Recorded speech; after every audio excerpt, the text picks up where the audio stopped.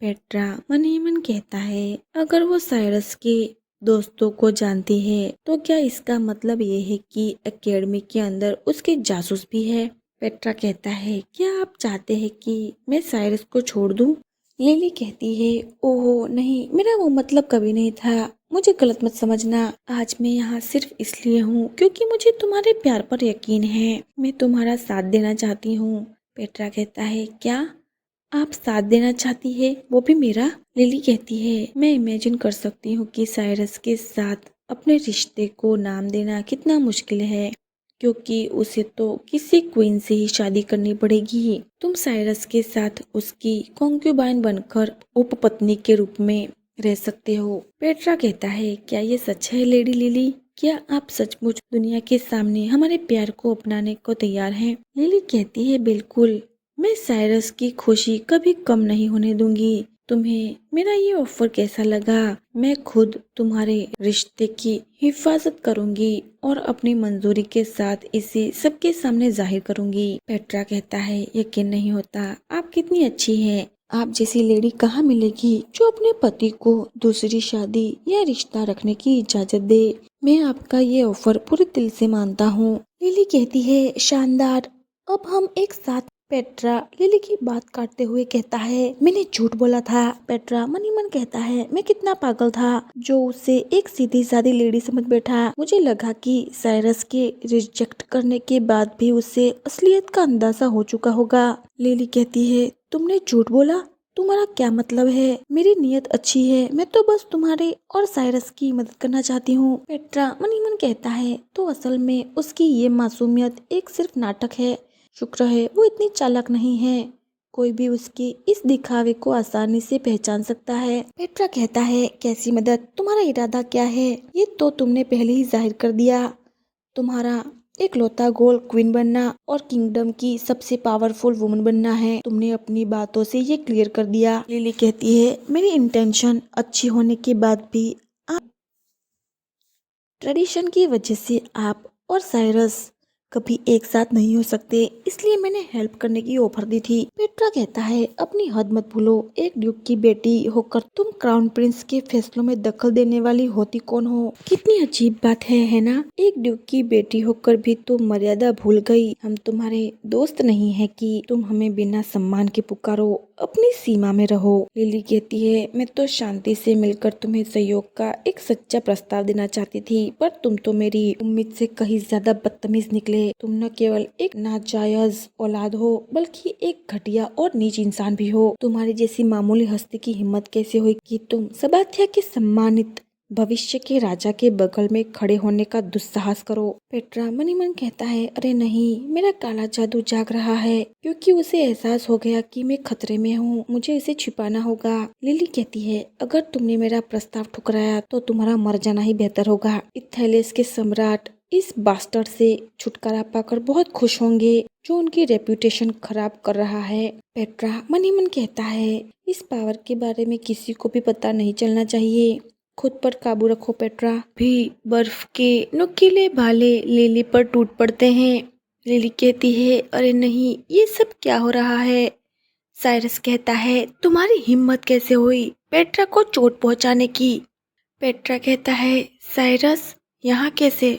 Lily मन ही मन कहती है, कहाँ है वो भाड़े के सैनिक जिन्हें मैंने अपनी रक्षा और पेट्रा को खत्म करने के लिए पैसे दिए थे?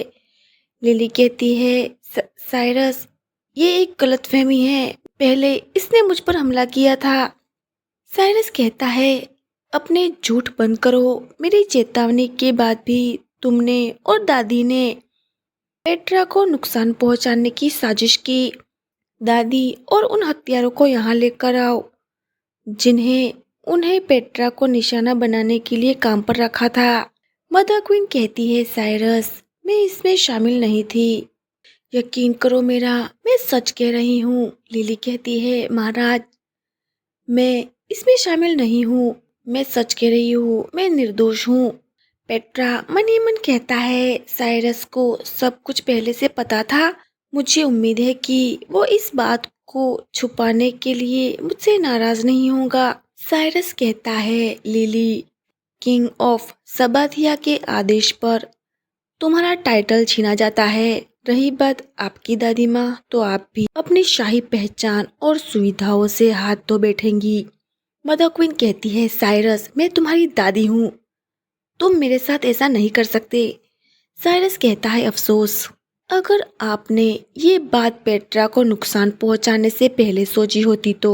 लिली कहती है, लेकिन महाराज, वो न केवल एक पुरुष है बल्कि एक नाजायज संतान भी है। वो आपके साथ खड़े होने के लायक नहीं है। साइरस कहता है, लिली, न तो पेट्रा का जन्म और न ही उसका पुरुष होना मेरे या इस सिंहासन के लिए अहमियत को कम करता है। उसने खुद को उन लोगों से कहीं ज्यादा शाही साबित किया है जो क्राउन के साथ पैदा हुए हैं। उन लोगों के विपरीत जो लेडी की उपाधि तो रखते हैं, लेकिन उनमें उस पद के लायक शिष्टाचार और शालीनता की भारी कमी है। पेट्रा कहता है, हाँ, मैं एक पुरुष हूँ और सच में एक नाजायज संतान भी। लेकिन एक बात साफ कर दूं लिली, तुम्हारा जन्म तुम्हारी कीमत नहीं तय करता, तुम्हारे कर्म करते हैं। मैंने विरासत से नहीं बल्कि अपने कामों से यहाँ अपनी जगह बनाई है। और रही बात मेरे पिता की, जिन्हें लोग एक क्रूर सम्राट कहते हैं, वे मुझे जान से भी ज्यादा चाहते हैं। पेट्रा मन ही मन कहता है, क्योंकि मैं उनकी सबसे कीमती संपत्ति हूँ। पेट्रा कहता है, अगर उन्हें पता चला कि कोई उनके बच्चों को परेशान कर रहा है तो छोटे ड्यूक के खानदान को मिटाने में उन्हें पसीना तक नहीं आएगा। बेहतर होगा कि तुम कुछ बोलने से पहले सोच लो, खासकर तब जब बात मेरे और साइरस के साथ खड़े होने की हो। यकीन मानो, तुम मुझसे उकसाने की गलती कभी नहीं करना चाहोगी। लिली कहती है, मुझे माफ कर दीजिए योर हाइनस, इथेलियस के सेकंड इंपीरियल प्रिंस, प्लीज मेरी इस बदतमीजी को इग्नोर कर दें, मुझसे बहुत बड़ी गलती हो गई। साइरस कहता है, अब इन्हें वापस सबाथिया ले जाओ और मेरे ऑर्डर पर जेल में डाल दो। लिली चिल्लाते हुए कहती है, नहीं, प्लीज रुकिए, माफ कर दीजिए योर हाइनस, आपकी दादी ने मुझे उकसाया था। मदर क्वीन कहती है, चालाक लड़की, तुमने ही तो वो सजेस्ट किया था कि हमें इथेलियस के राजकुमार को नुकसान पहुंचाना चाहिए। साइरस कहता है, पेट्रा, तुमने मुझसे क्यों छुपाया कि तुम लिली और मेरी दादी से मिल रहे हो? पेट्रा कहता है, लिली वाली बात तुम्हें कैसे पता चली? सच सच बताओ, क्या डेविड और लिनस भी तुम्हारे साथ शामिल थे? साइरस कहता है, मैंने अपने लोग दादी और लिली के पीछे लगा रखे थे। रास्ते में तुम्हारे गार्ड्स मिले तो मैंने भी उन्हें अपने साथ मिला लिया। मुझे बहुत बुरा लगा है पेट्रा, तुम्हें मुझे बता देना चाहिए था। पेट्रा कहता है, साइरस, मैं ये सब खुद संभाल सकता हूँ, इसलिए मैंने तुम्हें कुछ नहीं बताया। क्या तुम नाराज हो? मुझे माफ कर दो, मैं बस तुम्हें परेशान नहीं करना चाहता था। साइरस, क्या तुमने वो सब देख लिया? मेरा मतलब, जब लिली ने मुझ पर हाथ उठाया था। साइरस कहता है, क्या तुम्हें दर्द हो रहा है? पेट्रा कहता है, नहीं, उतना नहीं, तुम्हारे ठंडे हाथों के एहसास से अब काफी बेहतर महसूस हो रहा है। साइरस, तुम इतने ठंडे हो जैसे सर्दियों की लहर या शायद किसी चलते फिरते फ्रिज की तरह। साइरस कहता है, एक चलता फिरता क्या? पेट्रा, तुम और तुम्हारी ये पिछली जिंदगी की अजीब से वर्ड्स, अगर मेरे छूने से तुम्हारा दर्द कम होता है तो मैं खुशी खुशी तुम्हारा फ्रिज बनने के लिए तैयार हूँ। पेट्रा कहता है, रुको साइरस, तुमने जवाब नहीं दिया। क्या तुमने देखा कि क्या हुआ था? साइरस कहता है, क्या तुम उस पल की बात कर रहे हो जब तुम्हारी काली शक्तियाँ तुम्हारे काबू से बाहर निकल गई थी? पेट्रा कहता है, तो तुमने सच में देख लिया। क्या तुम अब मुझसे नफरत करते हो क्योंकि मैंने तुमसे बात छुपाई और मैं ब्लैक मैजिक का इस्तेमाल करता हूँ? साइरस कहता है, क्या तुम्हें सच में लगता है कि मेरा प्यार इतना गहरा नहीं है कि तुम्हारी इन खामियों को भी अपना ना सके? मैं जानता हूँ कि तुम चालाक हो और दिखावा करने में माहिर हो। तुम्हारे पास वो काली शक्ति भी है जिससे लोग डरते हैं, मगर मेरे लिए कुछ भी नया नहीं है। पर मैं तुम्हें और तुम्हारी इन सब बातों को बचपन से जानता हूँ। क्या तुम्हें वो किडनैपिंग याद है? मैं पूरी तरह होश में नहीं था, पर मैंने सब देख लिया था। मैंने देखा था कि तुमने हमें प्रोटेक्ट करने के लिए कैसे ब्लैक मैजिक का इस्तेमाल किया था। मुझे तब तक नहीं पता था कि वो ब्लैक मैजिक है, जब तक कि मैं इतना बड़ा नहीं हो गया कि इन सब बातों को समझ सकूं। मेरी आंखें हमेशा से जानती थी कि तुम असल में कौन हो, क्योंकि तुम्हारे लिए मेरा प्यार बहुत गहरा और अटूट है। मुझे तुम जैसे हो वैसे ही पसंद हो, ब्रेव और थोड़े से उलझे हुए। अगली बार प्लीज ये सब बातें मुझसे शेयर करना।